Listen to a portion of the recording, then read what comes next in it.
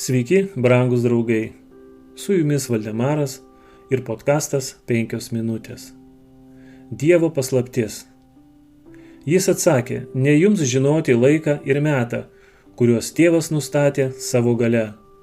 Apaštalų darbų, 1 skyrius, 7 eilutė. Endoro ragana sudarė sutartį su šėtonu, kad ji paklus visiems jo nurodymams, o jis savo ruožtu darys stebuklus dėl jos ir atskleis slapčiausius dalykus, jei tik ji visiškai atsiduos į šėtono rankas. Tai ji ir darė. Per Endoro moterį, išpranašaudamas Sauliaus lemtį, šėtonas ketino įtraukti į pinkles ir Izraelio žmones. Jis tikėjusi taip įkvėpti pasitikėjimą burtininkę ir paskatinti žmonės ieškoti jos patarimo. Taip jie būtų nusisukę nuo Dievo, savo patarėjo, pasitikėję šėtono vadovavimu.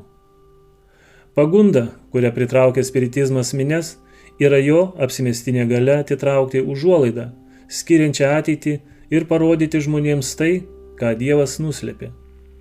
Savo žodyje Dievas atskleidė didžius ateities įvykius, visa, kas mums yra būtina žinoti, ir davė mums saugų vadovą visose sunkumuose.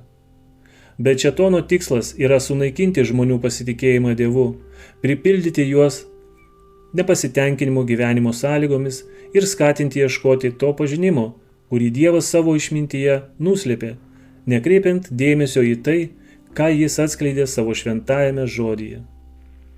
Yra daug tokių, kurie tampa neramus, negalėdami žinoti tikslių savo veiksmų rezultatų.